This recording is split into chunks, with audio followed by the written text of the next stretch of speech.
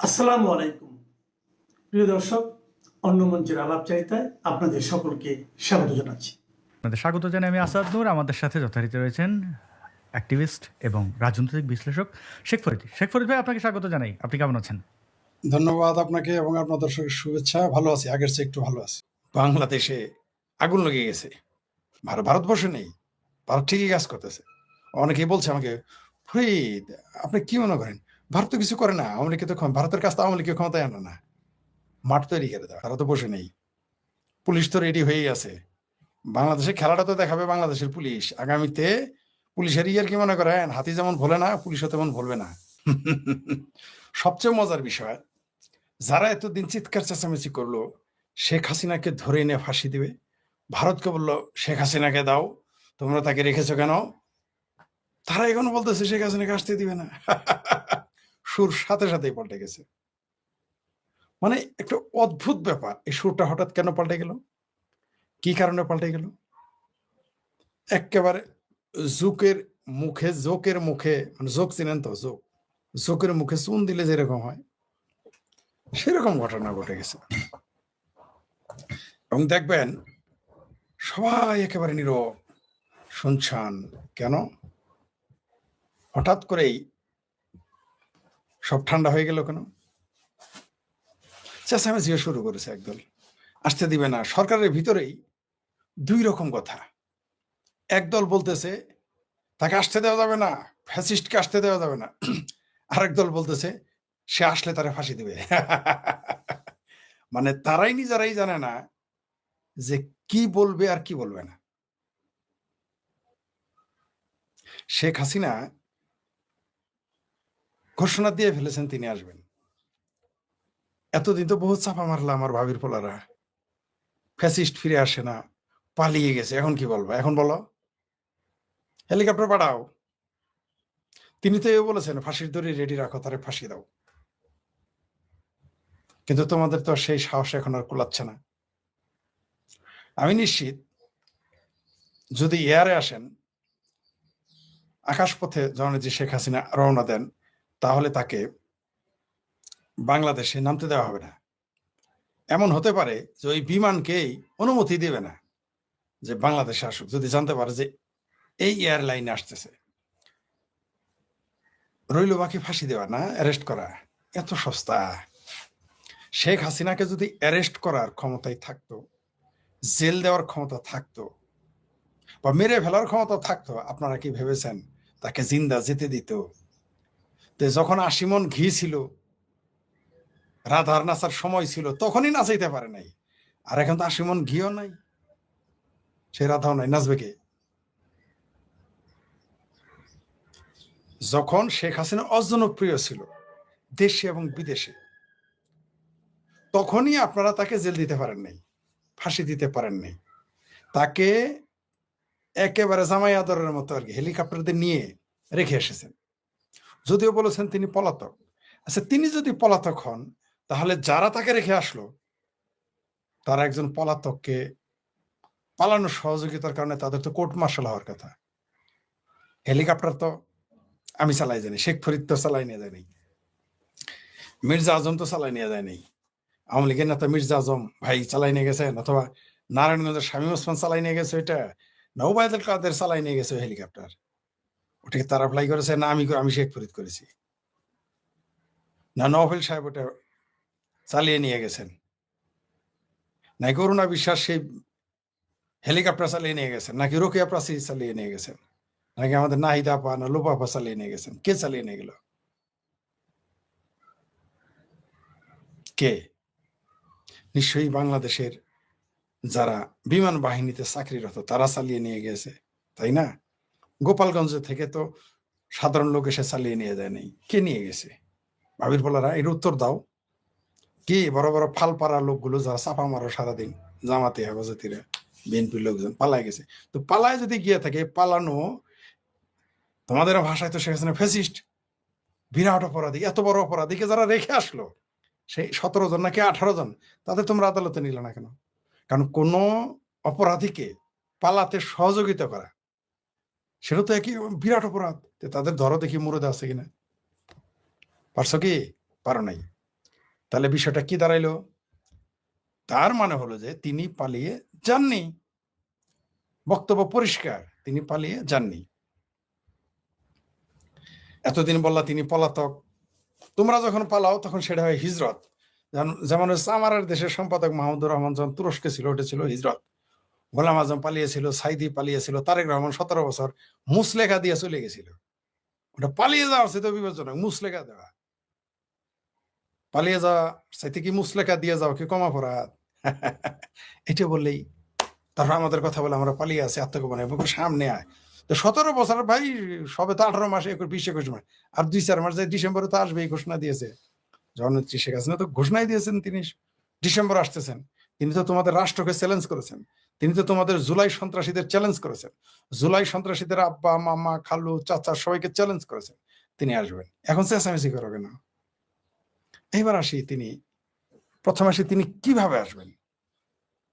স্থলপথে না জলপথে? যদিও কেউ জলপথ নিয়ে কথা বলেন, জলপথও কিন্তু আছে। জলপথে আসতে পারে নাকি আকাশপথে? আমার ধারণা তিনি জলপথে আসবেন না, আকাশপথে তাকে আসতে দেওয়া হবে না, রইল বাকি স্থলপথ। তিনি হয়তো বেনাপোল পেট্রাপোল দিয়ে আসার সম্ভাবনা রয়েছে। তিনি সেইখান থেকে আসলে হয়তো তাকে ঠেকানোর জন্য ওইখানে ট্যাঙ্ক কামান রাখতে হবে।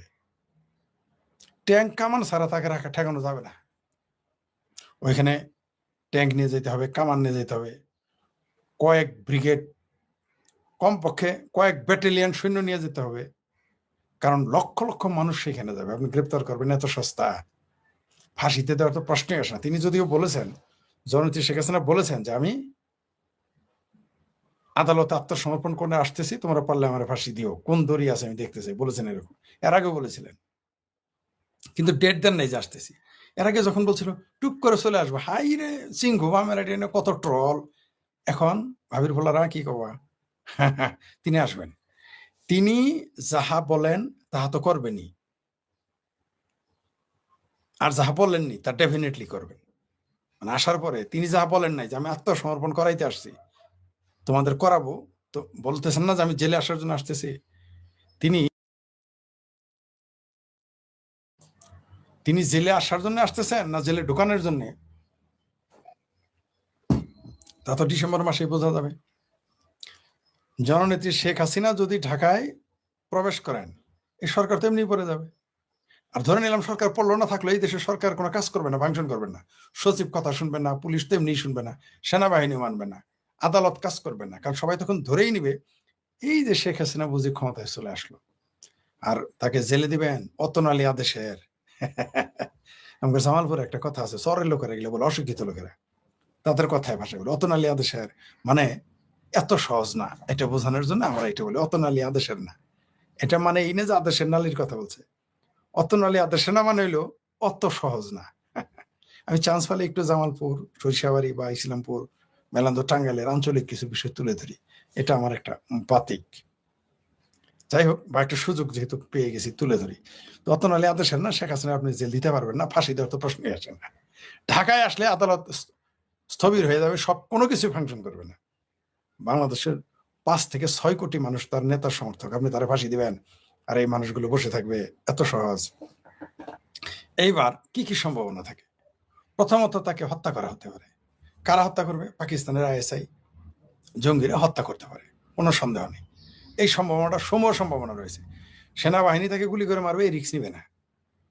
সেনাবাহিনী ষড়যন্ত্র করতে পারে, ষড়যন্ত্র করে এই মৌলবাদী জঙ্গিদের দিয়ে আত্মঘাতী হামলা ঘটিয়ে হত্যা করার চেষ্টা করবে, যেমন 21 আগস্টে চেষ্টা হয়েছিল, সেম কাহিনী ঘটতে পারে।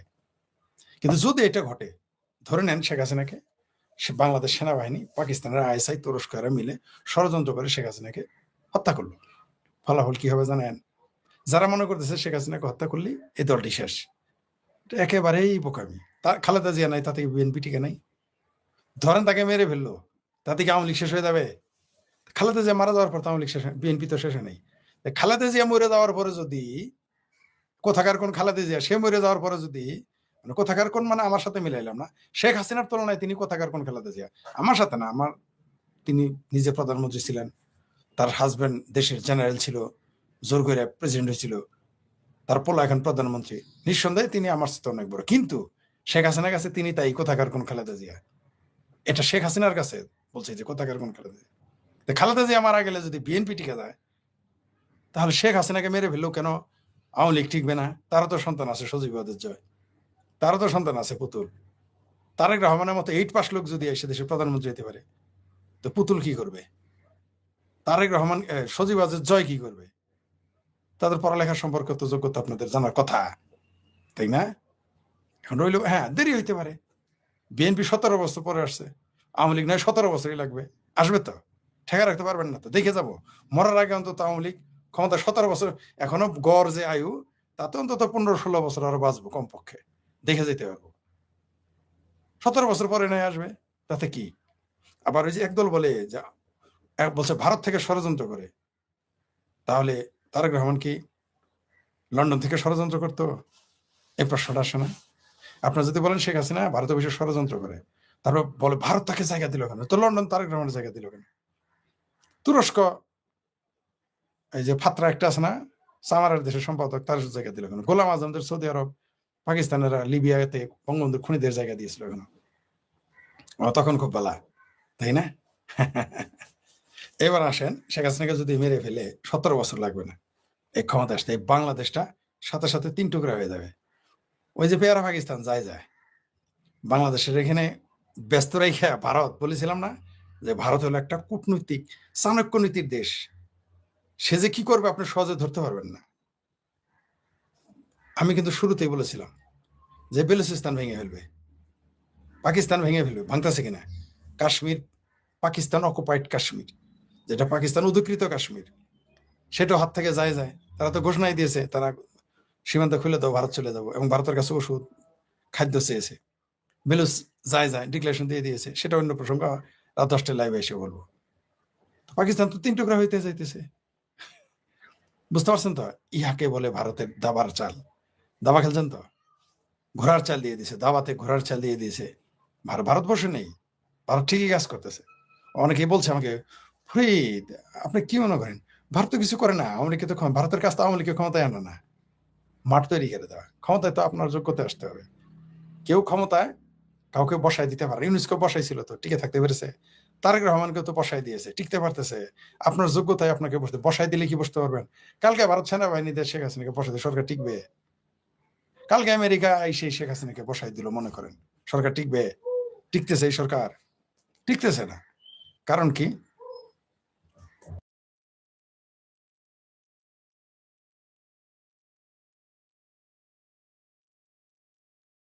যেটা বলতেছিলাম যে আমেরিকা যদি কালকে কেউ কাউকে বসায় দেয়, তাতে কি কেউ ক্ষমতা থাকতে পারবে? তাহলে তো ডক্টর ইউনূস চাইতো না। ওই যে আমার ভাবির পোলাদের এমপি বানাইছে, কয়দিন এমপি গিরি থাকবে? কিন্তু যদি এটা সত্যি গণভোটে আসতো, জনগণের কাতে চড়ে আসতো, তাহলে কিন্তু আওয়ামী লীগ এত লম্বা লম্বা কথা বলতে পারতো না, আমি এত লম্বা লম্বা কথা বলতাম না।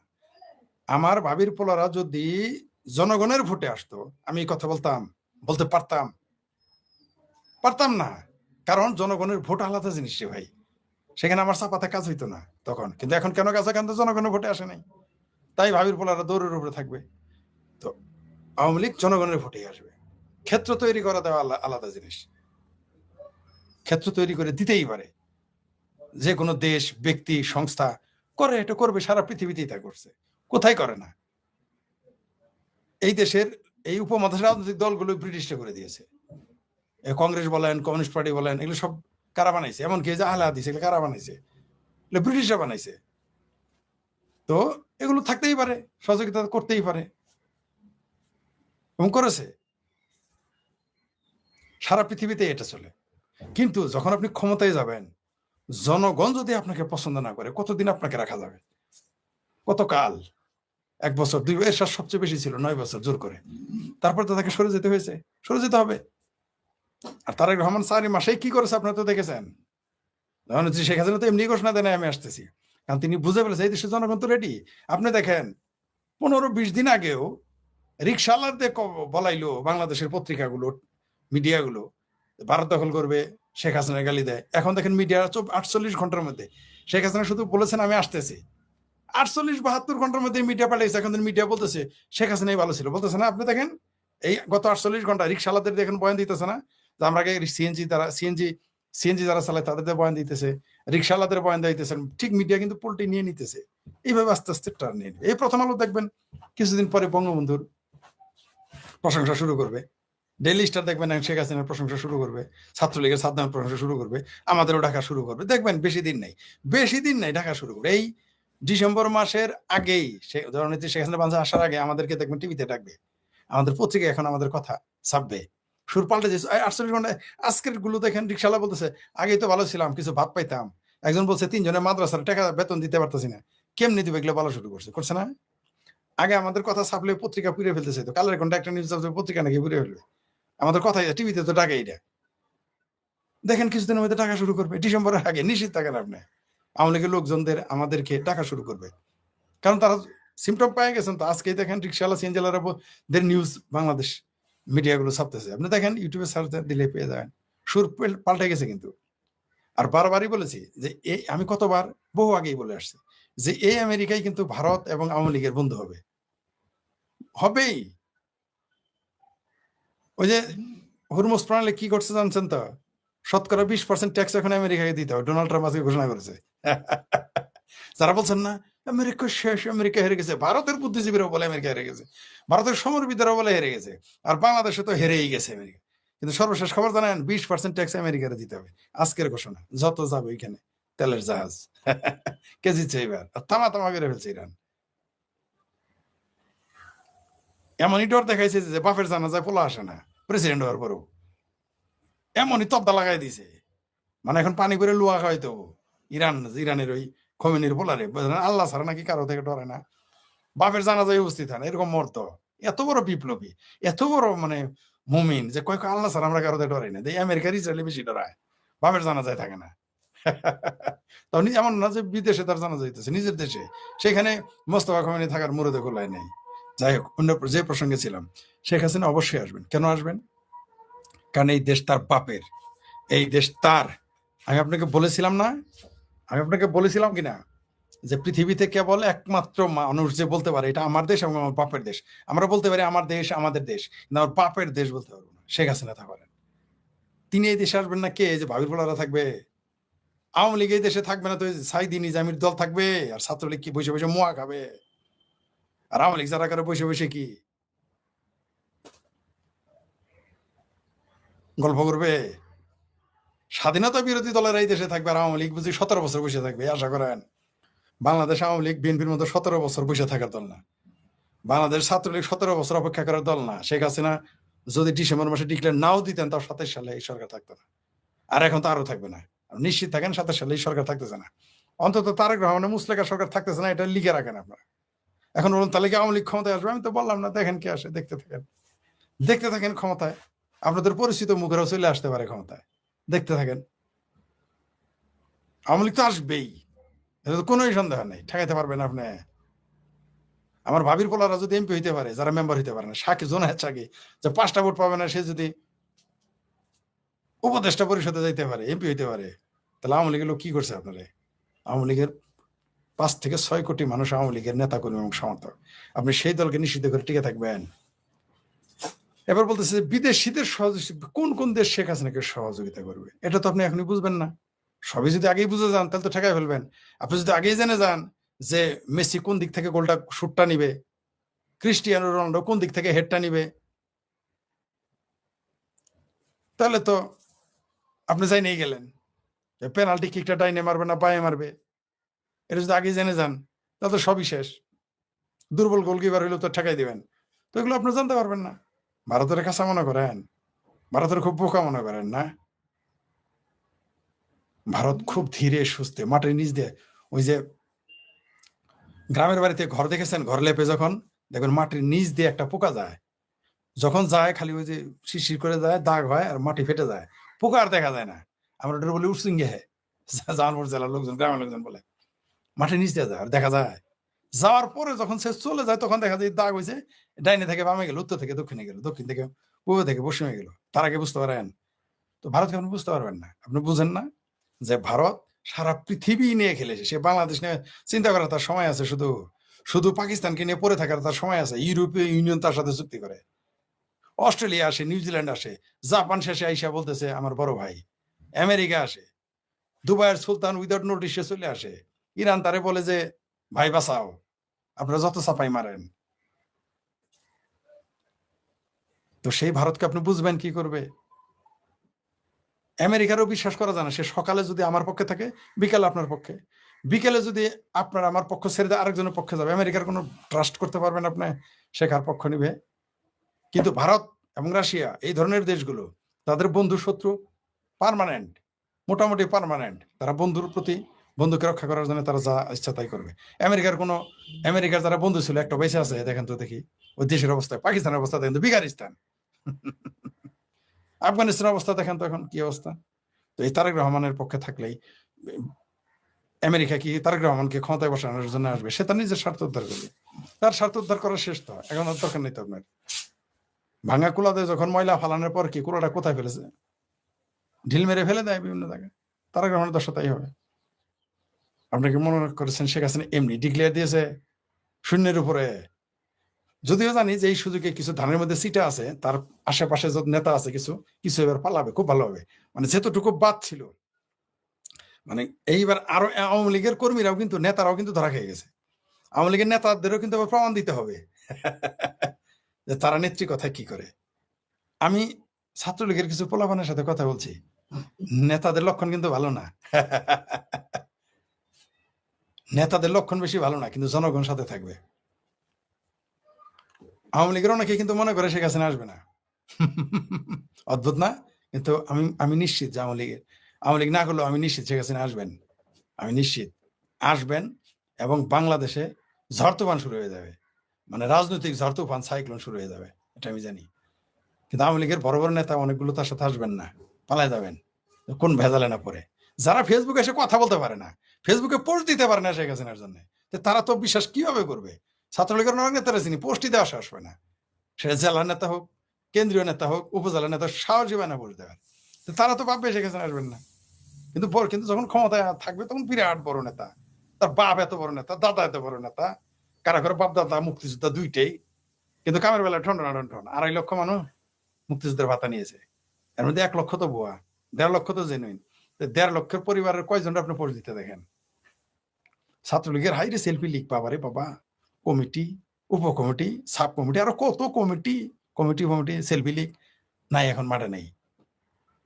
পোস্ট দেওয়ার মুরদ নাই তাদের, বরং অন্যান্যদের প্রশংসা করবে। খোদ শেখ হাসিনার ছবি দিয়ে পোস্ট দেখি প্রতিদিন একটা করে, সাহস কত আছে?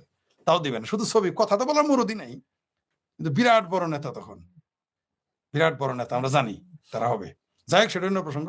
শেখ হাসিনা কিন্তু আসবেন, তিনি যা বলেন তা তিনি করবেনই। তাকে কেউ ঠেকা রাখতে পারবে না। তিনি যদি মারাও যান তাও আসবেন, তিনি যদি জীবিত থাকেন তাও আসবেন, তিনি আসবেনই। তাকে আসতেই হবে, কারণ বাংলাদেশে এই মুহূর্তে যে অবস্থা, তার না আসার উপায় নেই। কারণ তার কর্মীরা বিপদে, তার কর্মীরা চূড়ান্ত বিপদে। এটাই হচ্ছে একজন নেতার গুণ, যে কর্মীরা যখন বিপদে তিনি আর বসে থাকবেন না। এবং এই দেশের জনগণ বিপদে, এই দেশের অর্থনীতি ধ্বংস, রাজনীতি ধ্বংস, গণতন্ত্র ধ্বংস, মুক্তিযুদ্ধের চেতনা ধ্বংস, তাই তিনি আর বসে থাকবেন না, বসে থাকতে পারেন না, আসতেই হবে তাকে। আর মোক্ষম সময়ে নেতারা আসে, এটাই স্বাভাবিক। বিপদের সময় তো নেতার কাজ, শুধু তো সুসময়ের জন্য নেতা না। আর তিনি চ্যালেঞ্জ ছুড়ে দিয়েছেন, যারা বলছেন না পালায় গেছে, পলাতক আনতেন, তিনি কিন্তু চ্যালেঞ্জটা ছুড়ে দিয়েছেন, পারলে এখন তাকে ঠেকান, পারলে এখন ঠেকান। আর যদি শেখ হাসিনা মারা যায়, সেনাবাহিনী যদি আওয়ামী লীগের উপরে গুলি চালায়, ছাত্রলীগের উপরে, নিশ্চিত থাকেন এই সেনাবাহিনীর ভবিষ্যতে খতরমে হয়ে যাবে। বাংলাদেশের সেনাবাহিনী বিলীন হয়ে যাবে যদি বাংলাদেশের আওয়ামী লীগ, ছাত্রলীগ, যুবলীগের উপরে বা সাধারণ মানুষের উপরে গুলি চালায়। সেনাবাহিনী একদিন বাংলাদেশে থাকবে না। আর ইন্টারন্যাশনাল চাপে তো পড়বে, মিশন আর যে মসমসায় মিশনের ভাতা পাওয়া সব বন্ধ হয়ে যাবে যদি গোলাগুলি শুরু করে, মিশনে যাওয়া বন্ধ হয়ে যাবে। তারা ষড়যন্ত্র করতে পারে। কিন্তু আওয়ামী লীগের আর্মির ভিতরেও তো মুক্তিযুদ্ধের পক্ষের মানুষ রয়েছে, তারা তো বসে থাকবে না। আওয়ামী লীগের ভিতরেও তো রয়েছে না? আওয়ামী লীগের ভিতরে, আর্মির ভিতরেও তো আওয়ামী লীগের লোক রয়েছে। কম হতে পারে, সংখ্যা অবশ্যই কম, কিন্তু আছে তো, তারাও তো বসে নেই। ওই যে 3 জেনারেলের কথা একদিন রটাইলেন, তারাও তো বসে নেই। ওটা তো বাইরের জেনারেল, ভিতরেও 2-4 জন তো থাকতে পারে। সেনাবাহিনী সবই তো রাজাকার আলবদর হয়ে জানি। যতই আলী, ওমর, বক্কর, ওসমান, ফাতেমা, তারপর আয়সা ব্রিগেড বানান, কোম্পানি বানান, 2-4 জন তো মুক্তিযুদ্ধের পক্ষের লোক আছে, তারা তো বসে নেই। পুলিশ তো রেডি হয়েই আছে।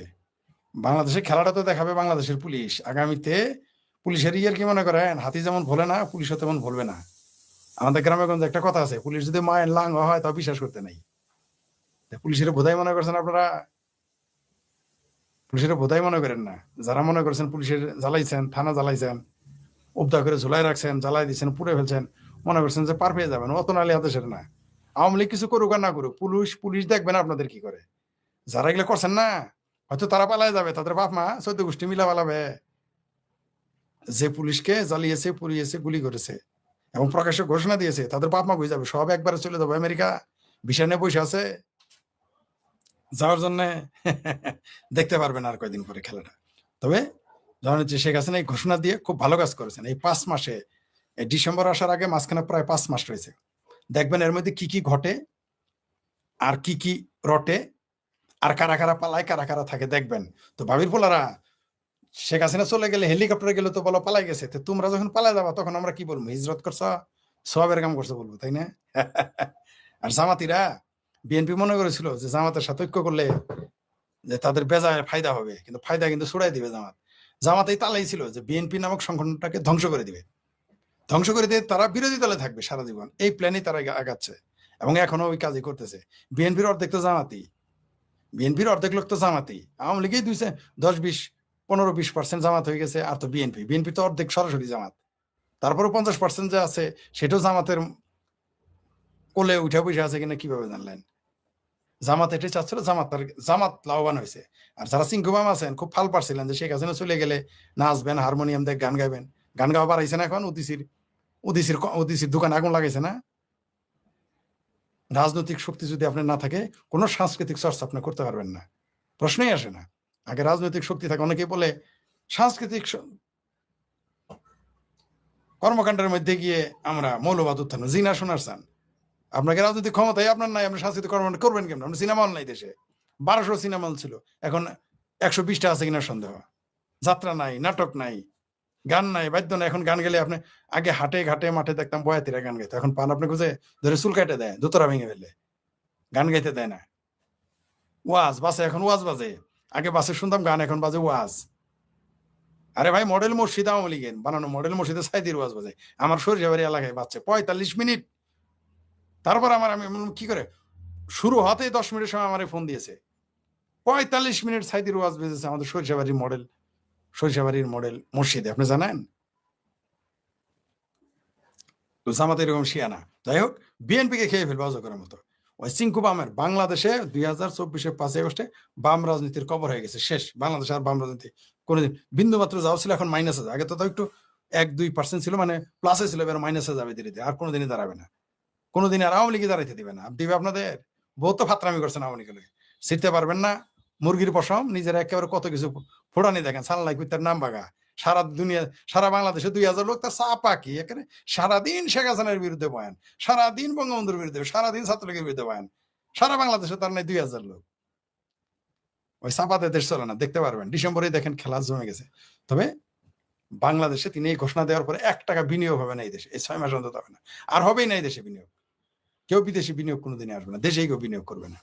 আর প্রত্যেক মানুষের অর্থনৈতিক অবস্থা খারাপ, তাই শেখ হাসিনার সম্ভাবনা রয়েছে, এবং সম্ভাবনা, তিনি তো আসবেনই, কোনো সন্দেহ নেই। এবং আপনি তাকে ঠেকাইতে পারবেন না, সেনাবাহিনী দিয়েও না, রাজনৈতিক ভাবেও না, কোনোভাবে ঠেকাইতে পারবেন না। মার্কিনী যারা আছে তারা বাংলাদেশে এক ধরনের কন্ট্রোলের মধ্যে রেখেছে বাংলাদেশকে, তাদের অনুমতি ছাড়া তারেক রহমান সাহেব দেশে ফেরত আসতে পারতেন না।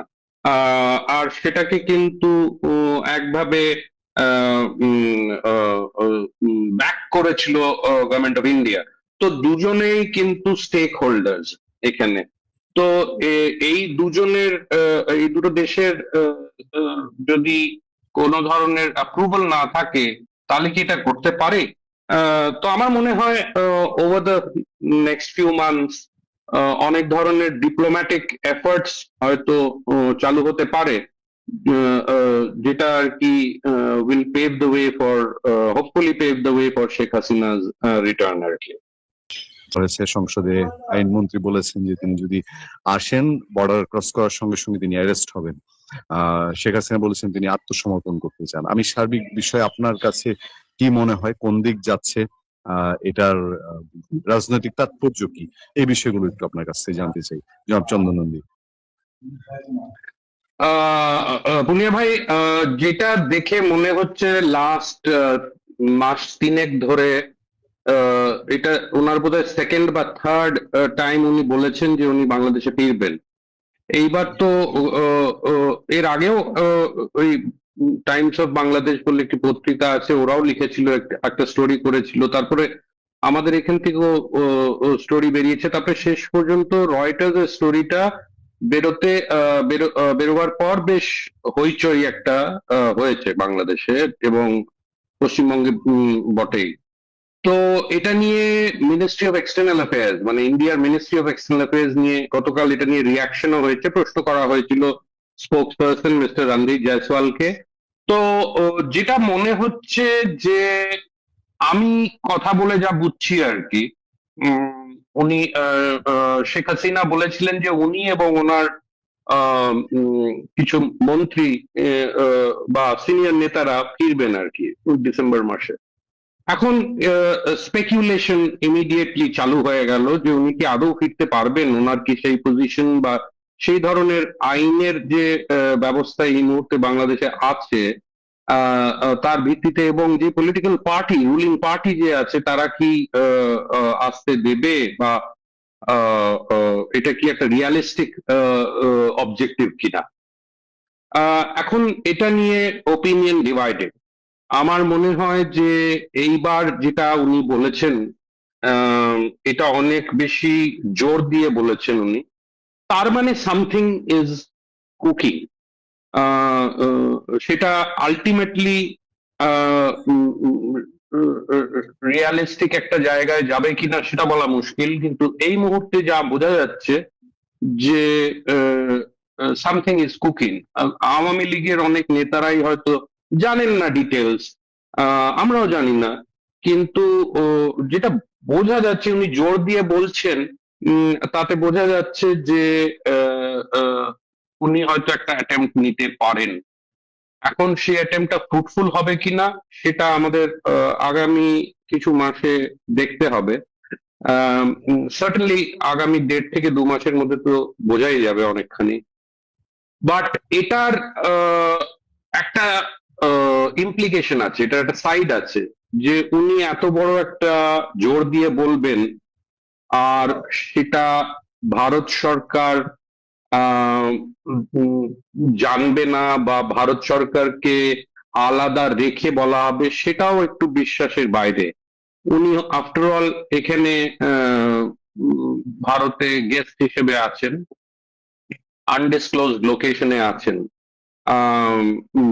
whereas এইটুকু বোঝা যাচ্ছে যে উনি কিন্তু রেগুলারলি আওয়ামী লীগের নেতাদের সঙ্গে এবং অন্যান্য যারা ইনফ্লুয়েন্সিয়াল কর্মীরা আছেন তাদের সঙ্গে কিন্তু উনি রেগুলারলি যোগাযোগ রাখছেন। আমরা জানি যে ওনার এই বক্তব্যটার পরের দিন উনি কয়েকজন বাংলাদেশি নাগরিকদের সঙ্গে দেখা করেছিলেন দিল্লিতেই। তারা নানান দেশের, অন্যান্য দেশ থেকে যারা যেখানে আছেন সেখান থেকে এখানে জড়ো হয়েছিলেন, উনি দেখা করেছেন। এখন নিশ্চয়ই তারা এই একই প্রশ্ন করে থাকবেন ওনাকে, যে উনি কি কমপ্লিটলি রেজলিউট ওনার এই ডিসিশন নিয়ে যে উনি ডিসেম্বরে ফিরবেন। আই এম শিওর, আমার তাদের সঙ্গে কারোর সঙ্গে কথা হয়নি, কিন্তু যেটা বোঝা যাচ্ছে যে রয়টার্সকে দেওয়া স্টেটমেন্ট বলা হচ্ছে যে এটা নাকি টেলিফোনিক ইন্টারভিউ ছিল। হ্যাঁ, অনেকগুলো গ্যাপ আছে এই ইন্টারভিউতে, বা ইন্টারভিউর সঙ্গে যে প্রশ্নগুলো আর তার সঙ্গে যে উত্তরগুলো রয়টার্স পেয়েছে। কেন কিনা অবভিয়াস কোয়েশ্চেন যদি হতো, যদি ডিসেম্বরে, যখন উনি বলেছেন ডিসেম্বরে আসবেন, ফেরত যাবেন, তার সঙ্গে একটা অবভিয়াস কোয়েশ্চেন রয়টার্স জিজ্ঞেস করা উচিত ছিল, কিন্তু সেটা করেন। তার থেকে মানে সেটা হলো যে কিভাবে, এখানে তো অনেকগুলো স্টেক হোল্ডার্স আছে, এখানে বিএনপির গভর্নমেন্ট আছে পাওয়ারে, এখন ভারত আছে, মার্কিন যুক্তরাষ্ট্র আছে, আহ, তো সেখানে এটা তাহলে কিভাবে এটা কার্যকরী হবে বা কি করে এটা একটা রিয়ালিস্টিক জায়গায় পৌঁছবে? আহ, এ- ভারত এবং মার্কিন যুক্তরাষ্ট্রের কি পজিশন থাকবে এখানে? তো এই জিনিসগুলো অত্যন্ত জটিল, অলদো এগুলো সার্টেনলি ইন্টারেস্টিং। যে এখানে যদি আহ, ভারতের মাটির থেকে উনি এটা বলছেন আর ভারতের সরকার রিয়াক্ট করেছে, কি রিয়াক্ট করেছে সেটা আমরা একটু পরেই আসবো। কিন্তু যেটা বোঝা যাচ্ছে যে দের ইজ সামথিং অ্যাফুট, কিছু একটা জায়গায় হয়তো যাচ্ছে। সেটা ডিটেলস আমরা জানি না, বাট উই ক্যান সেন্স যে একটা হয়তো সিচুয়েশন এমন তৈরি হতে পারে বাংলাদেশে, যেটাকে কেন্দ্র করে ওনার যাওয়াটা, উনি অ্যাটলিস্ট একটা অ্যাটেম্প নেবেন। এখন সেটা কিভাবে উনি আসবেন, স্থলপথে যাবেন না বাই এয়ার যাবেন? উনি তো এসেছিলেন দিল্লিতে বাই এয়ার, বাংলাদেশ সরকারেরই একটা C-130 এয়ারক্রাফটে উনি এসেছিলেন। এখন ভারতীয় কোনো প্লেন ইউজ হবে কি ওনাকে ফেরত যেতে, নাকি বাংলাদেশের প্লেন আসবে ওনাকে ফেরত নিয়ে যেতে, সেটা আমাদের দেখতে হবে। পলিটিক্যালি বিএনপি রিয়াক্ট করেছে, আপনি একটু আগেই বললেন আইনমন্ত্রী এটা নিয়ে রিয়াক্ট করেছেন। উনি বলেছেন যে উনি যদি আসেন তাকে তাহলে অ্যারেস্ট করা হবে এবং তার যে পেন্ডিং রায় আছে আইসিটির, সেটা বাংলাদেশের সেটা ইয়ে করা হবে আর কি, ইমপ্লিমেন্ট করা হবে। কিন্তু এখানে আগামী 3-4 মাসে আহ, উম, আহ, আহ, উম, কত জল বয়ে যায় সেটা আমাদের দেখতে হবে। সেটা আমরা এখনই কিছু বলতে পারবো না, কেন কি না এই জিনিসটা যদি কেউ জেনে থাকে এটা শুধু শেখ হাসিনাই জানবেন যে উনি সত্যি কি ডিসেম্বরে ফিরবেন কিনা। উনি যখন বলেছেন তার মানে উনি এটা চেষ্টা করবেন এটাকে একটা রিয়ালিস্টিক জায়গায় নিয়ে যাওয়ার জন্য। এখন we have to just wait and watch যে এইটা আগামী দিনগুলোতে কিভাবে আনফোল্ড করে। এর সঙ্গে জড়িত হচ্ছে যে গতকাল ministry of external affairs, Indian ministry of external affairs এর যে স্পোকসপারসন মিস্টার রণধীর জয়সওয়াল, ওনাকে প্রশ্ন করা হয়েছিল, আর উনি কিন্তু ওই বলেছেন যে যেই জায়গাতে ভারত ছিল সেই জায়গাতেই কিন্তু এখনো ব্যাপারটা আছে। তার সঙ্গে উনি এক্সট্রাডিশনের কথা বলেছেন, কিন্তু এক্সট্রাডিশনের কথাটা একটা লিগ্যাল ফ্রেমওয়ার্কের মাধ্যমে দেখছে ভারত আর কি। কিন্তু তার প্রথম পার্টটা যেটা ছিল যে the matter stands as it is as earlier, তার মানে এর আগে ভারত বলেছিল, অনেকেরই খেয়াল থাকবে যে আমাদের যে এক্সটার্নাল অ্যাফেয়ার্স মিনিস্টার আছেন এস জয়শঙ্কর, উনি একবার অন রেকর্ড ক্যামেরাতে বলেছিলেন উনি নিজের ইচ্ছায় এসছেন, এখন উনি কবে ফিরবেন সেটা ওনার ইচ্ছায় উনি ফিরতে পারেন। এটা একটা ডিপ্লোম্যাটিক উত্তর দেওয়া হয়েছিল। তার থেকে বোঝা যাচ্ছে যে ভারত হয়তো বাধা না দিতে পারে ওনার বাংলাদেশে ফিরে যাওয়া নিয়ে, কিন্তু এর সঙ্গে কি ধরনের বাইল্যাটারাল রিলেশনশিপটা কত ইম্প্যাক্ট করবে সেটা আমাদের দেখতে হবে। আফটার অল ভারত কিন্তু তারেক রহমান সাহেবের ফেরাটা ওয়েলকাম করেছিলেন। সবার মনে থাকবে যে জয়শঙ্কর সাহেব গিয়েছিলেন ঢাকাতে, ওনাকে যখন উনি যখন ফিরলেন এবং উনি যখন প্রাইম মিনিস্টার হতে যাচ্ছিলেন, তারপরে আমাদের পার্লামেন্টের স্পিকার মিস্টার ওম বিড়লা উনিও গিয়েছিলেন ওনার ফর্মাল সোয়ারিং ইন এর সময়। তো এর থেকে এখন আমাদের দেখতে হবে যে বাংলাদেশের তরফ থেকে কি কোনো এমন স্টেপ নেবে যদি এটা ঘটে, আর তার সঙ্গে বাইল্যাটারাল রিলেশনটা কি এফেক্ট হতে পারে। অলরেডি আমরা দেখছি গত দেড় মাসে যে একটা জায়গায় এসে কিন্তু এই বাইল্যাটারাল রিলেশনশিপটা থেমে গেছে। তারেক রহমান সাহেবের প্রথম বিদেশ সফর ছিল মালয়েশিয়াতে একদিন থাকার পর উনি চায়নায় চলে যান। আর তারপর থেকে কিন্তু ভারতীয় কলামিস্টরাও লিখেছে যে আমাদের যে হাই কমিশনার নতুন ঢাকায় গিয়েছেন মিস্টার দীনেশ ত্রিবেদী, উনি নিজের ফর্মালি তার ক্রেডেনশিয়ালস পেশ করেছেন প্রেসিডেন্ট মোহাম্মদ শাহাবুদ্দিনের কাছে। আর উনি কিন্তু প্রাইম মিনিস্টার তারেক রহমানের সঙ্গে দেখা করার রিকোয়েস্ট অফিসিয়ালি জানানো হয়েছে। সেটা কিন্তু এখন অব্দি কোনো গ্রিন সিগন্যাল দেয়নি প্রাইম মিনিস্টার তারেক রহমানের অফিস থেকে আর কি। তার থেকে বোঝা যাচ্ছে যে there is একটা কোথাও একটা হিচ হয়েছে। সেটা কি তারেক রহমান সাহেবের চায়না যাওয়ার ভিজিটের জন্যে, নাকি আরো অন্যান্য অনেক কিছু ইস্যুস থেকে থাকতে পারে তার জন্যে। কিন্তু সার্টেনলি যেই সুরটা আমরা গোড়ার দিকে দেখেছিলাম, কোথাও একটা মনে হচ্ছে সেই সুরটা হয়তো কাটছে বা কেটে গেছে। উই হোপ এই জায়গাটা রিস্টোর করা যেতে পারে বা রিপেয়ার করা যেতে পারে। কেন কি না এই বাইল্যাটারাল রিলেশন যাতে অফ ট্র্যাক না হয়,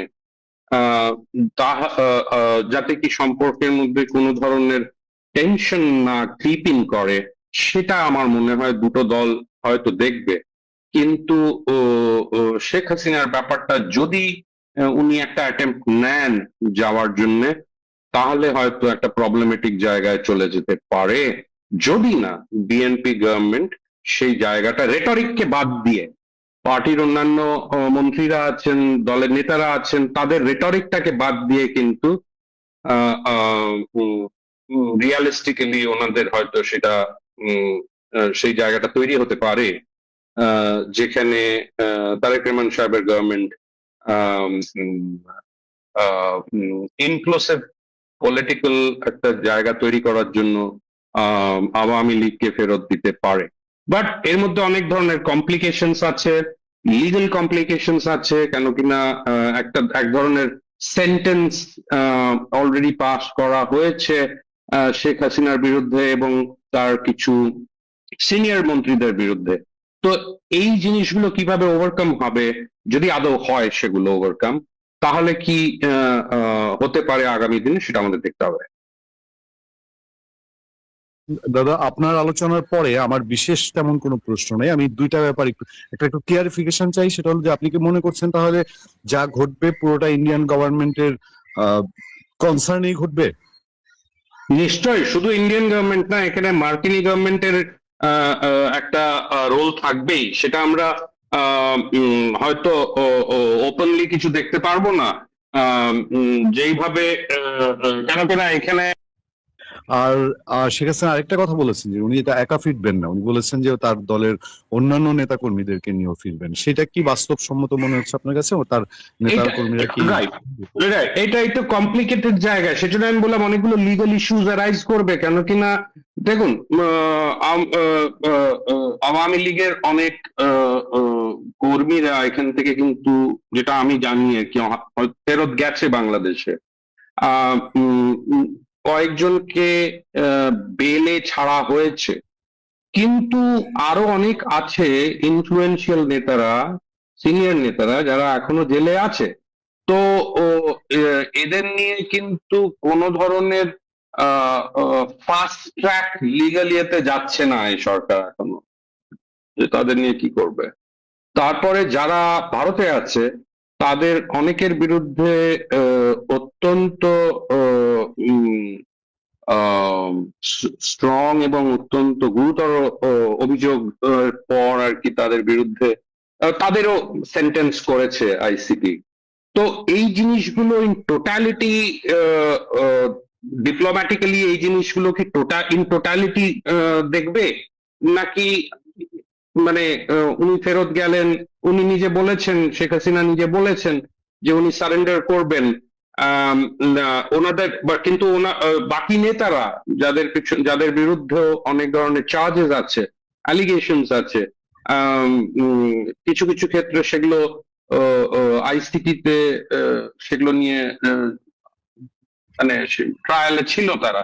হ্যাঁ, এখন অনেকে এটা আর্গিউ করতে পারে যে জুডিশিয়াল সিস্টেমটাই তো ওয়াজ ব্রোকেন, সেটা কিসের ভিত্তিতে তাহলে মানে এই এই এই ধরনের সেন্টেন্সিং কেন, এগুলো তো কোনো ভিত্তি হয় না কেন কিনা সেগুলোর পেছনে যে এভিডেন্স লাগে, যেটাকে আমরা বলি এই এই সেন্টেন্স গুলো কি ব্যাড ইন ল, নাকি এই সেন্টেন্স গুলোকে মেনে নেওয়া হবে আর তার ভিত্তিতে সেগুলো নিয়ে নেগোসিয়েশন হতে পারে।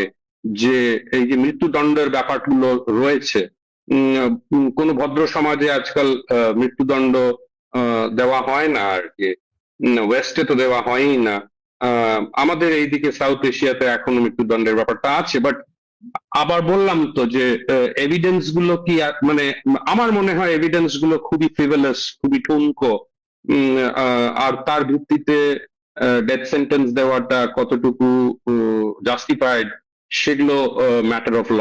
তো অবভিয়াসলি আগামী দিনগুলোতে এই জিনিসগুলো নিশ্চয়ই কোথাও না কোথাও এগুলো ফিগার করবে, যে বাকি নেতারা কি তাহলে যদি তারা কি ভয় পাবে ফেরত যেতে। তো এই একটা এনভায়রনমেন্ট যদি তৈরি না করে তারেক রহমান সাহেব, তাহলে কিন্তু এই কনফ্লিক্টটা যে সার্কুলার কনফ্লিক্ট হয়েই আসছে বাংলাদেশের ইতিহাসে, সেটা কিন্তু চলতে থাকবে। এটা একটা জায়গায় এসে কিন্তু থামা উচিত আমার মনে হয়। আমি এর আগেও বলেছি যে নর্মাল পলিটিক্স এ ফিরতে হবে বাংলাদেশকে, আর তার জন্য ইনক্লুসিভ পলিটিক্স এর দিকেই যেতে হবে বাংলাদেশকে। এটার মানে তা না যে যে নেতাদের বিরুদ্ধে দুর্নীতির অ্যালিগেশন আছে বা কোর্টে কিছু কিছু জায়গায় হয়তো সেগুলো দাঁড় করানো হয়েছে, সেগুলোকে বাদ দিয়ে তো আর হয় না। আমার মনে হয় যে সেগুলোকে কনসিডার করার পরেই কিন্তু একটা জায়গায় আসতে পারে ব্যাপারটা। তো কমপ্লিকেশনস আছে, সেগুলো কিভাবে ওভারকাম করবে সেটা দেখতে হবে আমাদের, যদি আদৌ তারেক রহমান সাহেব আর বিএনপি এই কনফ্লিক্টটাকে রিজলভ করতে চান। তো আমরা এর মধ্যে দেখলাম যে জাতীয় সংসদের স্পিকার মুক্তিযুদ্ধের খেতাবপ্রাপ্ত এবং যিনি মুক্তিযোদ্ধা হিসেবে সবার কাছে এক ধরনের একটা আলাদা ধরনের একটা সম্মান পেতেন আগে, এবং তিনি বিভিন্ন সময় কথা বলতেন। তিনি একটি রাজনৈতিক দলে থাকলেও তিনি মাঝে মধ্যেই বঙ্গবন্ধু নিয়ে কথা বলতেন, এবং সেই বঙ্গবন্ধুকে নিয়ে কথা বলা মানে বিএনপি তার রাজনৈতিক দলের চেয়েও মাঝে মধ্যে আলাদা করে বলতেন যে বঙ্গবন্ধুর নেতৃত্বে তিনি মুক্তিযুদ্ধ করেছেন, তার ডাকে তিনি মুক্তিযুদ্ধে গিয়েছিলেন, মুক্তিযুদ্ধের ঘোষণা বঙ্গবন্ধুই দিয়েছিলেন। এই কথাগুলো কিন্তু এর আগে বলেছে সামাজিক যোগাযোগ মাধ্যমে বিভিন্ন, এমনকি মেইন স্ট্রিমের গণমাধ্যমে আগের ইন্টারভিউ গুলো যদি কেউ আপনারা শুনেন সেখানে পাবেন। তো হঠাৎ করেই তিনি স্পিকারের চেয়ারে বসে এখন তিনি রীতিমতো বঙ্গবন্ধুর অবদানকে, মুক্তিযুদ্ধের অবদানকে খাটো করছেন এবং তাকে যতভাবে অসম্মান করা যায় সেটি করছেন। পাশাপাশি তিনি রীতিমতো অস্বীকার করছেন যে বঙ্গবন্ধু আসলে পাকিস্তান ভাঙতে চাননি, তিনি মুক্তিযুদ্ধ চাননি, স্বাধীনতা চাননি। এই কথাগুলো বলার পরেই প্রশ্নটি এসছে সামাজিক যোগাযোগ মাধ্যমে, তাইলে এখন কি তিনি বঙ্গবন্ধুর দেয়া যে খেতাবটি বীর বিক্রম তিনি যে ব্যবহার করছেন সেই খেতাবটিও কি তিনি আসলে প্রত্যাহার করে নেবেন, মানে সেটা কি তিনি ফেলে দিবেন কিনা, ফিরিয়ে দিবেন কিনা, এমন প্রশ্ন সামনে এসছে। জানার চেষ্টা করব। আমার সঙ্গে যুক্ত আছেন বীর মুক্তিযোদ্ধা রাজ্জাকুল হায়দার চৌধুরী। আমি যে ভূমিকায় কথাগুলো বললাম আপনি শুনেছেন, এবং আপনি নিজেও আপনার ভেরিফাইড ফেসবুকে এগুলো নিয়ে স্ট্যাটাস দিয়েছেন। আপনি যদি একটু বলেন তাইলে এই যে মেজর হাফিজ তিনি যে স্পিকারের চেয়ারে বসে এখন যে কথাগুলো বলছেন, তার কি এখন নীতি নৈতিকতার জায়গা থেকে তাহলে বঙ্গবন্ধুর দেয়া উপাধি, খেতাব কিংবা যত সম্মাননা সেগুলো তার ফিরিয়ে দেওয়া উচিত কিনা? এটা আপনি ঠিকই বলছেন। উনি বাংলাদেশের একটা সংসদে যখন স্পিকার থাকেন তো আমরা দেখি স্পিকার যখন হয় তারা কিন্তু পাবলিকলি এইসব পলিটিক্যাল বিষয়ে বিভিন্ন বিষয়ে তারা কথা কম বলেন। তারা কিন্তু একটা মোটামুটি একটা মানে অন্তরালে চলে যান। তারা বিভিন্ন সভা সেমিনার ছাড়া এসবগুলাতে তারা কথা বলেন না। কিন্তু হাফিজ সাহেব প্রথমে মুক্তিযোদ্ধা মন্ত্রণালয়ের দায়িত্ব দেওয়া হইলো, তারপরে উনি হঠাৎ করে তাকে দেখা হলো স্পিকার বানানো হলো। স্পিকার বানানোর পরে ওনার মুখে দিয়ে খুই ফোটা শুরু হলো। খুই ফোটা মানে কি? মুক্তিযোদ্ধাকে আন্ডারমাইন করা, বঙ্গবন্ধুকে আন্ডারমাইন করা, মুক্তিযুদ্ধের ঘোষণাকে ছোট করা, সবকিছু উনি নাকি জিয়াউর রহমানের ঘোষণা শুনে মুক্তিযুদ্ধ গেছেন। আপনি আপনি যথার্থই বলছেন। কয়দিন আগেও, বেশি দিন হয় নাই, এই যে ইলেকশনের আগেও উনি কতগুলা আপনার গণমাধ্যমের সামনে বঙ্গবন্ধুর কথা অত্যন্ত শ্রদ্ধার সাথে উনি আপনার স্মরণ করছেন। আপনার মনে আছে, আপনি তো সাংবাদিকতার সাথে জড়িত আছেন, জেনারেল জিয়াউর রহমান সাহেব 1974 সালে বিচিত্র একটা আর্টিকেল লিখছেন। সেইখানে আর্টিকেলে উনি কয়েকবারই বঙ্গবন্ধুকে জাতিপিতা হিসাবে আপনার বর্ণনা করছেন, এবং উনি বলছেন যে 7ই মার্চের ভাষণে ওনারা একটা গ্রিন সিগন্যাল পেয়ে যান স্বাধীনতার জন্য। তারপরে আপনি স্বাধীনতার ঘোষণা নিয়ে আপনি কথা বলেন। স্বাধীনতার ঘোষণা, আমরা তো সব যারা মুক্তিযুদ্ধে ছিলাম, আমরা তো সবাই স্বাধীনতা চেয়েছি, কিন্তু প্রশ্ন ঘোষণা দেওয়ার অধিকারটা কার ছিল? জনগণ কাকে সেই অধিকারটা দিয়েছে? সেই অধিকারটা দিয়েছে বঙ্গবন্ধু শেখ মুজিবুর রহমানকে। 1970 সালে যে নির্বাচন হয়, বাংলাদেশের 75% মানুষ মানে নিরঙ্কুশভাবে বঙ্গবন্ধুর পক্ষে রায় দিয়েছেন। তো সুতরাং বাংলাদেশের জনগণের পক্ষ থেকে যদি কিছু বলার থাকে, একমাত্র অধিকার হলো বঙ্গবন্ধু শেখ মুজিবুর রহমানের, এবং সেটা উনি 25শে মার্চের রাত্রে, কারণ আমরা বঙ্গবন্ধু ছিলেন পুরা পাকিস্তানের একটা আপনার সংখ্যাগরিষ্ঠ দল, ওনারই মানে সরকার গঠন করার কথা। নির্বাচনের ফলাফল ঘোষণার পরে ইয়ে খান ওনাকে আপনার হিসাবে নেক্সট প্রধানমন্ত্রী হিসাবে ওনাকে আপনার করছিলেন, আপনাকে মানে উচ্চারণ করছিলেন যে you are going to be mister prime minister. তারপরে ওনাদের মানে ষড়যন্ত্র শুরু হয়ে যাওয়ার পরে তারা মানে আলোচনার নামে বাংলাদেশে তারা আমাদের ঢাকাতে আসলেন, ইয়াহিয়া খান আসলেন, ভুট্টো সাহেব আসলেন, আলোচনা তারা একটা প্রহসন করলেন। এদিকে দিয়ে তারা সেনাবাহিনী মানে তাদের সেনা শক্তি বাড়ালেন, অস্ত্র আনলেন, এবং 25শে মার্চের রাত্রে বঙ্গবন্ধু জানতেন যে তারা এই কাজগুলা করতেছে, কিন্তু উনি 7ই মার্চে, অনেকে বলে স্বাধীনতা ঘোষণা করেন, আসলে তো আমাদের কাছে আমরা যারা সেদিন 7ই মার্চের মানে ইয়েতে ছিলাম, রেসকোর্স ময়দানে ছিলাম, আমরা কিন্তু বঙ্গবন্ধুর কণ্ঠে সেদিনই মনে করছি এটাই আমাদের স্বাধীনতা ঘোষণা। কারণ উনি পাকিস্তানের সংখ্যাগরিষ্ঠ দলের নেতা হিসাবে ওই সময় এই কথাটা বলেন নাই, এটা কৌশলগত কারণে, কিন্তু উনি যার যা কিছু আছে তাই নিয়ে শত্রু মোকাবেলা করতে হবে, ঘরে ঘরে দুর্গ করে তোলো, রক্ত যখন দিয়েছি রক্ত আরো দিব, এবারের সংগ্রাম আমাদের মুক্তির সংগ্রাম, এবারের সংগ্রাম আমাদের স্বাধীনতার সংগ্রাম, বাকি আর কি রইল? বাকি কিছু ছিল? এটা হইলো কৌশলগত একটা ঘোষণা। তারপরে প্রকৃত ঘোষণা দিলেন কবে? 25শে মার্চের রাত্রে, যখন ওরা আমাদের উপর আক্রমণ করলো। আমরা কিন্তু আক্রমণকারী না, আমরা আক্রান্ত হলে আমাদের সেলফ ডিফেন্সের মানে আপনাদের দরকার আছে। তখন বঙ্গবন্ধু সেখানে ওয়্যারলেসের মাধ্যমে সেটা সারা আপনার বিশ্বর নানান ইথারে আপনার মানে গণমাধ্যমে এর পরের দিনে বহু জায়গায় আসছে যে ইস্ট পাকিস্তানের লিডার শেখ মুজিবুর রহমান স্বাধীনতা ঘোষণা করছে ইস্ট পাকিস্তানকে, বা তখন তার বাংলাদেশকে স্বাধীনতা ঘোষণা করছে। তো এগুলো তো প্রমাণিত সত্য। আপনি হচ্ছেন কি, না, এইটা যেমন কিন্তু মেজর হাফিজের বইতেও আগে আছে, ওনার কিন্তু যে বইতেও উনি এই কথাগুলো লিখেছেন, কারণ উনি তখন লিখেছেন। হ্যাঁ, আর্মিতে তারপরে ছিলেন। আপনার ধরেন না, এই আমাদের প্রয়াত প্রেসিডেন্ট জিয়াউর রহমান যে কালুরঘাটে যে ঘোষণাটা করেছেন, এটাকে তো আমরা আন্ডারমাইন করি না। ওই সময় এইটুকুর দরকার ছিল। ওইটাতে ওই ঘোষণার পরে আপনার যে সকল বেঙ্গল রেজিমেন্টের বা সেনাবাহিনীর লোকজন অবসরপ্রাপ্ত বা যারা ছুটিতে ছিল বা যারা বিভিন্ন মানে আপনার বাহিনীতে কাজ করত, তাদের মধ্যে একটা সৃষ্টি হয়েছে যে আমাদের বেঙ্গল রেজিমেন্টের আমাদের বাঙালি সৈন্যরা কিন্তু যুদ্ধে গেছে, সুতরাং আমাদেরকে যুদ্ধে যেতে হবে। তো এখন ওইটাকে যদি আপনি বঙ্গবন্ধুর স্বাধীনতা ঘোষণার সাথে নিয়ে আসেন, তখন হয় কি, আপনার যে ওনার যে কাজটা আছে এটাকে ছোট হয়ে যায়। এটাকে আপনি আপনি আপনি আপনি জিয়াউর রহমান সাহেব আপনি মুক্তিযুদ্ধে অংশগ্রহণ করছেন, আপনি বীরোত্তম। হাফিজ সাহেব আপনি বীর বিক্রম। কিন্তু প্রশ্ন হইল যে হাফিজ সাহেব কিন্তু আমাদের স্বাধীন বাংলা ফুটবল দলের প্লেয়ারও ছিলেন, এবং উনি ভালো ফুটবলার ছিলেন, মানে মোহামেডানে খেলতেন। তো ওনার কি অনেকগুলো সুনাম আছে। তো এই সুনামটা উনি স্পিকার হওয়ার পরে ওনার কথা বলার কথা ছিল কম। উনি আজকে এই কথাগুলো কেন বলতেছেন এটা উনিই জানেন, আমি জানি না কাকে খুশি করতেছেন। উনি কি ওনার পর্দা নিয়ে কি উনি আপনার ইয়েতে আছেন, শঙ্কার মধ্যে আছেন কিনা, এই পর্দা কখন চলে যায়, এই পর্দা ধরে রাখার জন্য ওনাকে এইসব কথা বলতে হচ্ছে কিনা আমি ঠিক জানি না। ওনার এই কথাগুলা ওনার দলের লোকও গ্রহণ করছে কিনা আমার সন্দেহ আছে। কারণ আপনি একটা সত্যকে তো ইয়ে করতে পারবেন না, কারণ বাংলাদেশ তো জিয়াউর রহমান সাহেব এই ২৭ তারিখে আপনার সন্ধ্যার সময় যে ঘোষণাটা কালুরঘাট বেতারগাদ্য ছিল, এর আগে জিয়া নামে আমরা কাউকে চিনতাম না। জিয়া নামে চিটঙ্গের কিছু লোকজন চিনতো, এই কারণে উনি ওই সোয়াত জাহাজে আপনার মানে পাকিস্তানের অস্ত্র খালাস করতে গেছিলেন, সেখানে সামনাসামনি কিছু লোকজন তা মানে ব্যারিকেড ছিল, সেই ব্যারিকেডের সময় ওনার সাথে কথা হয়েছে। এই নামটা তো কেউ শুনে নাই।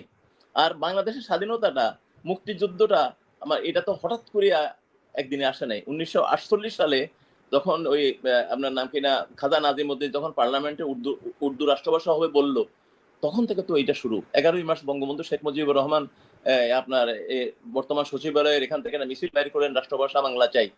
তো সেখান থেকে ওনাকে প্রথম অ্যারেস্ট করা হইলো। সেদিন থেকে তো শুরু হয়ে গেল আমাদের যুদ্ধ।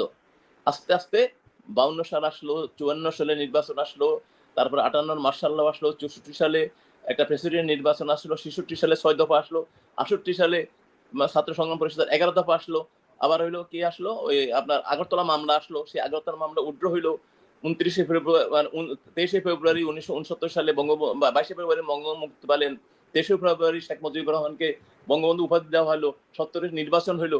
তারপরে ওরা আমাদের বাঙালিদের কাছে ক্ষমতা ছাড়লো না, আমরা বঙ্গবন্ধু ঘোষণা দিলেন, আমরা মুক্তিযুদ্ধে গেলাম।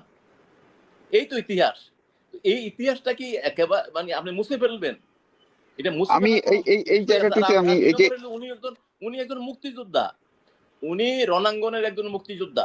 তো এইটা করিয়া উনি ওনার কি মান সম্মানটা বাড়াচ্ছেন না কমাচ্ছেন, ওনাকে এটা চিন্তা করতে হবে। আজকে শেষ বয়সে উনি আর আমরা তো একই বয়স।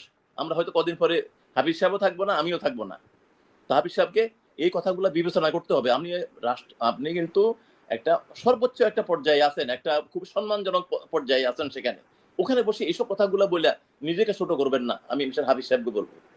জি, আমি আরেকটি বিষয়, এই যে খেতাবের বিষয়টি নিয়ে একটু জানতে চাই, আপনার অভিমত শুনতে চাই। সেটা হলো যে যখন এই জাতীয় সংসদে যারা স্বাধীনতা বিরোধী যারা আছে, তারা তো এই স্পিকারের মুখ থেকে এই কথাগুলো বলা কিংবা বিএনপির আরো কয়েকজনের মুখ থেকে যখন এই কথাগুলো শোনে, যে ওই সময় তাদের নিজেদের ভূমিকা নিয়েই তারা একজন আরেকজনের বিরুদ্ধে কথা বলেন এবং বঙ্গবন্ধুর বিরুদ্ধে কথা বলেন, তাহলে ওনারা তো আর উস্কানি পান, স্বাধীনতা বিরোধীরা। তো সেই জায়গায় যখন বলা হয় 72 থেকে 75 পর্যন্ত বঙ্গবন্ধুর সরকারকে তারা নানান ভাবে কলুষিত করার চেষ্টা করছে, তাহলে এই যে তাদের জন্য যে খেতাবগুলো দেওয়া হয়েছে, এটা তো বঙ্গবন্ধু সরকারই দিয়েছে, বঙ্গবন্ধুই তো দিয়েছেন। হ্যাঁ, হ্যাঁ, তাহলে হ্যাঁ, সেটাই, সেইগুলোও সেটাই। তাদের বৈধতা পায় কিনা, সেগুলো নিয়ে প্রশ্ন এই স্বাধীনতা বিরোধীরা তুলতে পারে কিনা, যে বঙ্গবন্ধু সরকারকে তো তোমরাও বঙ্গবন্ধুরা এখন স্বীকার করছো না, তাহলে তোমরা এই খেতাব প্রত্যাহার করো, সেইটা বলার সুযোগ তাদেরও হয় কিনা। আপনার কি মনে হয়? এটা তো এখন তো এটা একটা খুব স্বাভাবিক প্রশ্ন। যখন আপনি এইসব কথাগুলা বলেন, তখন এই প্রশ্নগুলা মানে চলে আসে। উনার উনার নেতা যিনি মানে বিএনপি যিনি মানে আদর্শ পিতা জিয়াউর রহমান সাহেব, উনিও তো বীরত্ব। তাইলে তো উনারও মানে খেতাবটা মানে সারেন্ডার করা উচিত উনার পরিবারের পক্ষ কোন থেকে। আওয়ামী লীগ নেতা, বঙ্গবন্ধু বা কোন আওয়ামী লীগ নেতা তো খেতাব নেননি বা পাননি, বরং সেটাই, শুধু সেনাবাহিনীর যারা একমাত্র ছিল। সিভিলিয়ানদের মধ্যে একমাত্র আমাদের বীরত্তম এক খেতাব পেয়েছেন বঙ্গবীর কাদের সিদ্দিকী। কাদের সিদ্দিকী খেতাব পাওয়ার অনেকগুলো কারণ আছে। কারণ হচ্ছে যে কাদের সিদ্দিকী আপনার পাকিস্তান সেনাবাহিনীর যে ড্যামেজ করছেন বা ওনার যে বিরাট বাহিনীটা, কাদের এই বাহিনী যেটা, সেটা একটা দুর্ধর্ষ, এটা মানে ইতিহাসে এই গেরিলা ওয়ারফেয়ার সম্পর্কে ইতিহাসে একটা মানে কিংবদন্তির মতো ব্যবস্থা। এভাবে আরো আরো আমাদের অনেক যোদ্ধা ছিল, তারাও সেগুলো খেতাব পাওয়া যোগ্য ছিল। কিন্তু হয়তো সেদিন সামরিক বাহিনীর প্রতি একটু মানে বেশি দৃষ্টি আকর্ষণ করা হচ্ছিল, সেই জন্য দেওয়া হয়েছিল। সিভিলিয়ানদেরকে কিন্তু এইভাবে খেতাব দেওয়া হয়নি, কারণ বহু সিভিলিয়ানও কিন্তু মানে সমক যুদ্ধে জীবন দিয়েছেন। যাই হোক, সেটা নিয়ে এখন এটা হলো অন্য অন্য বিতর্ক বিষয়। আপনি যে কথা বলছেন, যদি আজকে বঙ্গবন্ধু কিছুই না হয়ে থাকে, বঙ্গবন্ধুর স্বাধীনতা যদি নাই চাইয়ে থাকে, তাহলে বঙ্গবন্ধু সরকারের দেওয়া এই খেতাবটা আপনারা প্রত্যাহার করেন। প্রত্যাহার করিয়া আপনি আপনার প্রধানমন্ত্রীকে বলেন, উনি যেন মানে আপনাকে নতুন করে আবার আপনাকে বীরত্তম খেতাবে আপনাকে এখন আপনার যে বর্তমান বক্তব্য আছে এই বক্তব্যের পরিপ্রেক্ষিতে আপনাকে বীরত্তম খেতাব দেখ, আগের সমস্ত খেতাব বাতিল করুক, ওনার পিতারটা সহ সব বাতিল করুক, বাতিল করে আর নতুন করে খেতাব দেওয়া হোক। আর আমাদেরকে উনি ইয়ার কি মানে আপনার ভারতের অক্সিলারি বাহিনী হিসাবে আমাদেরকে ঘোষণা করা হোক। জি, অনেক ধন্যবাদ আপনাকে। দর্শক এতক্ষণ কথা শুনছিলেন বীর মুক্তিযোদ্ধা রাজ্জাকুল হায়দার চৌধুরী। এই যে স্পিকার এবং তিনি একজন বীর মুক্তিযোদ্ধা, তার যে ইদানিং স্পিকারের চেয়ারে বসে যেসব কথাবার্তা বলছেন, তিনি নিজেই মুক্তিযোদ্ধাদের মুক্তিযুদ্ধ নিয়ে প্রশ্ন তুলছেন, বঙ্গবন্ধুকে নিয়ে প্রশ্ন তুলছেন, তার নিজের অতীত নিয়েও প্রকারান্তরে তিনি প্রশ্ন তুলছেন, প্রশ্নবিদ্ধ করছেন। এমনকি তার খেতাবও যে প্রশ্নবিদ্ধ হচ্ছে সেটি তিনি বুঝতে পারছেন কিনা, কারণ তিনি ক্ষমতায় আসার আগেও বঙ্গবন্ধুকে তিনি সম্মান জানিয়ে কথা বলছেন। বঙ্গবন্ধু মুক্তিযুদ্ধের ঘোষণার বিষয়ে তিনি সবসময় বলে আসছেন যে বঙ্গবন্ধুকে প্রশ্নবিদ্ধ করা যাবে না, এই কথাগুলো। কিন্তু এই স্পিকারের চেয়ারে বসেই তার সুর পাল্টে গেছে। কেন এগুলো করছে সেইটারই কিছু বিশ্লেষণ করলেন রাজ্জাকুল হায়দার